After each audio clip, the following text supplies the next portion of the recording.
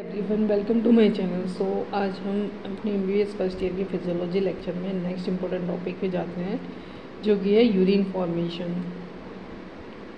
Urine formation is a blood cleaning, blood को clean करने वाला प्रोसेस होता है। नॉर्मली जो है 1300 ml ऑफ ब्लड जो है एंटर करता है किडनी में। किडनी उसको एक्सक्रीट आउट कर देती है। कैसे यूरिन बनता है? जब ब्लड जो है ग्लोमेरुलर कैपिलरी से पास होता है तो प्लाज्मा फिल्टर्ड हो जाता है बोमेस कैप्सूल में। इसी प्रोसेस को ग्लोमेरुलर फिल्ट्रेशन बोलते हैं।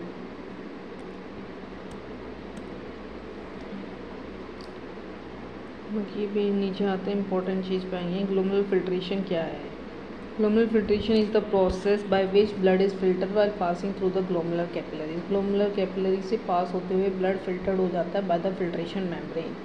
ये फर्स्ट स्टेप होता है यूरिन फॉर्मेशन में। और जो फिल्ट्रेशन मेम्ब्रेन है उसका स्ट्रक्चर इस तरह से होता है कि फिल्ट्रेशन आराम से हो जाए। आप फिल्ट्रेशन मेम्ब्रेन का स्ट्रक्चर देखें, जिसमें 3 पार्ट्स होते हैं: glomerular capillary membrane, basement membrane, basal layer of Bowman's capsule.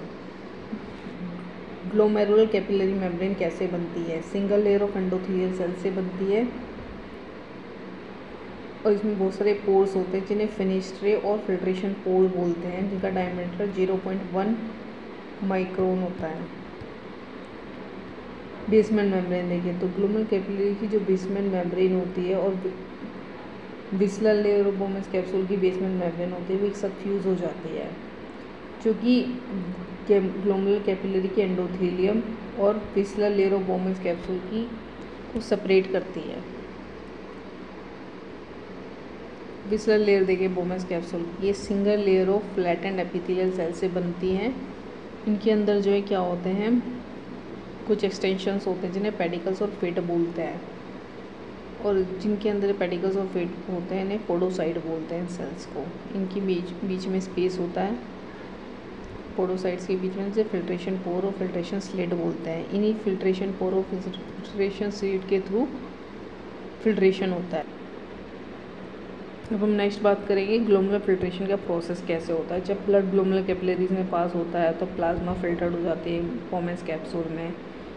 Filter fluid को ग्लोमेरुलर फिल्ट्रेट बोलते हैं। अल्ट्रा फिल्ट्रेशन क्या होता है? ग्लोमेरुलर फिल्ट्रेशन को ही अल्ट्रा फिल्ट्रेशन बोलते हैं बिकॉज जो माइन्यूट पार्टिकल्स होते हैं वो फिल्टर्ड आउट हो जाते हैं, पर प्लाज्मा प्रोटीन फिल्टर्ड आउट नहीं होते, उनका साइज़ बहुत बड़ा होता है।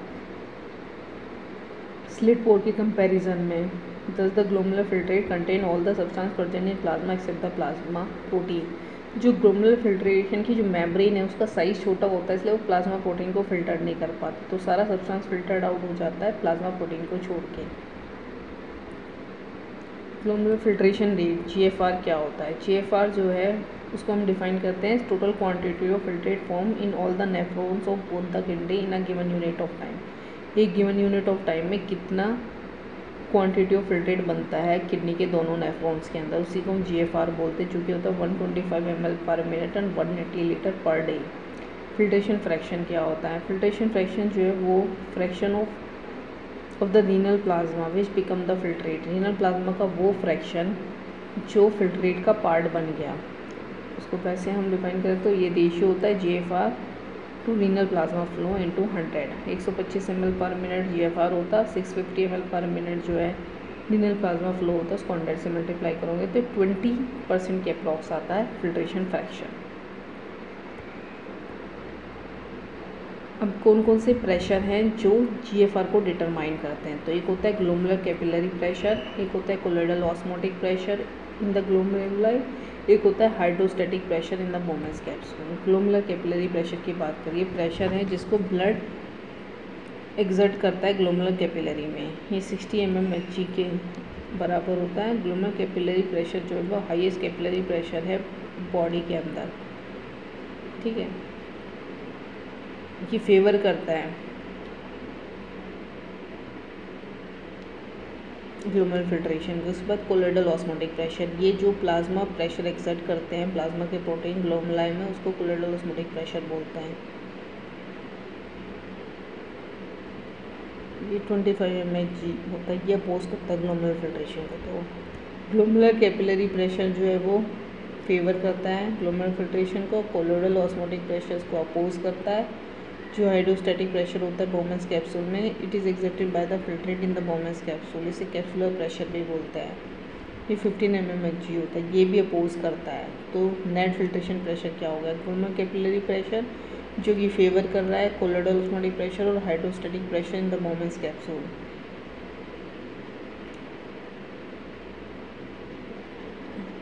ग्लोमेरुलर कैपिलरी प्रेशर में से इन दोनों प्रेशर को अगर हम माइनस करें, यहाँ पे सिर्फ ब्रैकेट आना चाहिए, ठीक है, तो हमारा 20 mmHg आ जाता है नेट फिल्ट्रेशन प्रेशर। अब बात करते हैं स्टार्लिंग हाइपोथेसिस की। नेट फिल्ट्रेशन प्रेशर का जो डिटर्मिनेशन है वो स्टार्लिंग हाइपोथेसिस पे बेस्ड होता है। ये स्टेट करते हैं कि नेट फिल्ट्रेशन जो होता है कैपिलरी मेम्ब्रेन के थ्रू प्रोपोर्शनल होता है hydrostatic pressure difference across the membrane minus oncotic pressure difference. In pressure के डिफरेंस के बराबर होता है जो नेट फिल्ट्रेशन होता है। Hydrostatic pressure with in the glomerular capillary the glomerular capillary pressure. जो भी प्रेशर इन्वॉल्व होते हैं फिल्ट्रेशन को डिटरमाइन करने के लिए उन्हें स्टार्लिंग फोर्सेस बोलते हैं। All the pressure involve in the determination of filtration is called Starling forces. Filtration coefficient बताएं तो फिल्ट्रेशन कोफिशिएंट क्या होता है? GFR पर mmHg of net filtration pressure. GFR लेंगे ऊपर और नीचे नेट फिल्ट्रेशन प्रेशर लेंगे तो हमारा फिल्ट्रेशन कोफिशिएंट आ जाता है। तो GFR ये फिल्ट्रेशन, अभी हमने फिल्ट्रेशन फ्रैक्शन देखा था जो कि था GFR bye renal plasma flow, और ये फिल्ट्रेशन कोफिशिएंट है GFR by net filtration pressure. इसकी वैल्यू 6.25 ml पर mmHg आती है। अब बात करते हैं कौन कौन से फैक्टर जो है रेगुलेट करते हैं GFR को। रीनल ब्लड फ्लो ये मोस्ट इम्पोर्टेंट फैक्टर है जो कि डिटरमाइन करता है GFR को। GFR जो है रीनल ब्लड फ्लो के डायरेक्टली प्रोपोर्शनल होता है, बस इतना याद रखना है। फिर आता है ट्यूबुलोग्लोमेरुलर फीडबैक। ये जो है मैकेनिज्म है जो रेगुलेट करता है GFR को through renal tubule and macula densa. Macula densa जो होता है जस्टा ग्लोमेरुलर अपरेटस का वो टर्मिनल पोर्शन है थिक असेंडिंग लिम्ब का, वो सेंसिटिव होता है सोडियम क्लोराइड से in the tubular fluid.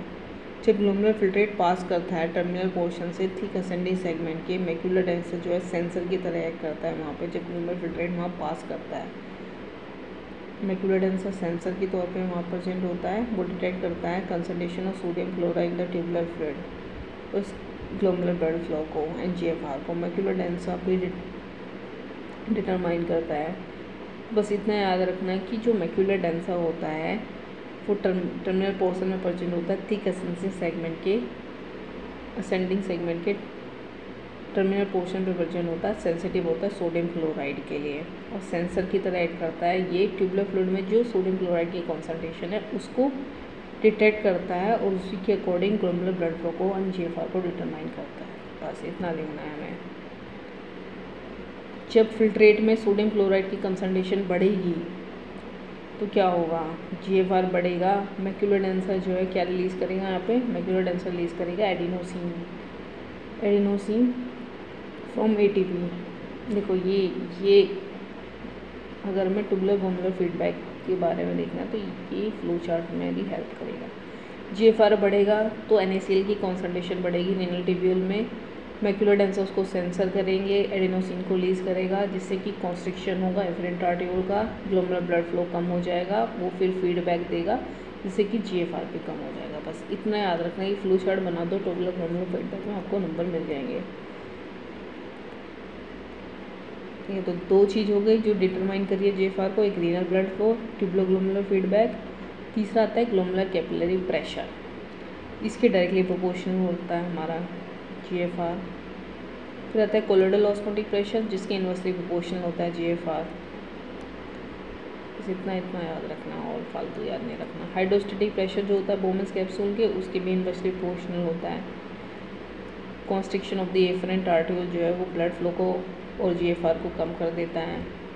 Efferent वाला आर्टियोल और जो इफरेंट वाला आर्टियोल है वो बढ़ा देता है पहले तो, उसके बाद because of the stagnation of the blood और बाद में सारे सब्सटेंस जब फिल्टर्ड आउट हो जाते हैं फर्दर फिल्ट्रेशन नहीं होता। तो पहले बढ़ा देता है, जब सब फिल्टर्ड आउट होंगे तो फर्दर फिल्ट्रेशन नहीं होगा। सिस्टमिक आर्टियल प्रेशर की बात करें तो वो जो है अफेक्ट नहीं होता शुरू में not affected as long as the mean artery blood pressure जो है 60 to 180 mmHg के बीच में अगर मीन आर्टरी प्रेशर रहेगा तो अफेक्टेड नहीं होगा, क्योंकि ऑटो रेगुलेटरी मैकेनिज्म काम करता है। अगर यहाँ प्रेशर 180 से ऊपर चला गया या फिर 60 mmHg से कम आ जाएगा तो वो अफेक्ट करेगा लीनियर ब्लड फ्लो को और GFR को। यहाँ पे ऑटो रेगुलेटरी मैकेनिज्म क्योंकि फेल हो जाता है। फिर आते हैं सिंपैथेटिक स्टिमुलेशन। अभी ये जो एफरेंट और इफरेंट आर्टेरियोल होते हैं दोनों को सिंपैथेटिक नर्व सप्लाई करती है।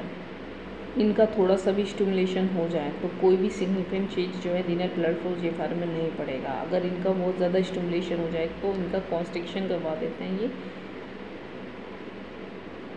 ब्लड वेसल्स की बाय रिलीजिंग न्यूरोट्रांसमीटर नॉरएड्रेनालिन। ठीक है, तो पहले जो है फिल्ट्रेशन बढ़ जाएगा बट लेटर डिक्रीज हो जाएगा। सरफेस एरिया देखिए कैपिलरी मेम्ब्रेन का, तो उसके डायरेक्टली प्रोपोर्शनल होता है GFR। Permeability of capillary membrane के भी डायरेक्टली प्रोपोर्शनल होता है GFR। Concentration of contraction of glomerular mesangial cells देखिए, तो glomerular mesangial cells glomerular capillaries के बीच में होती है। अगर हम उनका कॉन्ट्रैक्शन करवाते हैं तो वो GFR कम कर देती हैं, सरफेस एरिया को और GFR को। हार्मोन अदर फैक्टर देखिए तो बहुत सारे हार्मोन्स हैं जो वेजोडाइलेशन करके जो है GFR को बढ़ा देते हैं। Atrial natriuretic peptide, brain natriuretic peptide, CAMP, dopamine, endothelial derived nitric oxide और प्रोस्टाग्लैंडिन, इसे बढ़ा देते हैं GFR को। कौन कौन से फैक्टर हैं जो वेजो कॉन्स्ट्रिक्शन करके GFR को कम करते हैं? Angiotensin second, endothelin, noradrenaline, platelet activating factor, platelet derived growth factor और प्रोस्टाग्लैंडिन। फिर ट्यूबुलर रिजॉर्प्शन होता है, जिससे वाटर और द सब्सटेंसेस जो है वो रीनल ट्यूब्यूल से वापस से ब्लड के अंदर आ जाते हैं। फिर इसमें और कुछ ऐसा इंपॉर्टेंट है नहीं। रीअब्जॉर्प्शन के मैकेनिज्म है, एक्टिव रीअब्जॉर्प्शन, पैसिव रीअब्जॉर्प्शन, ये सब काम करते हैं। इसमें कुछ भी इम्पोर्टेंट नहीं है। तो आज के वीडियो में इतना ही। Thank you very much.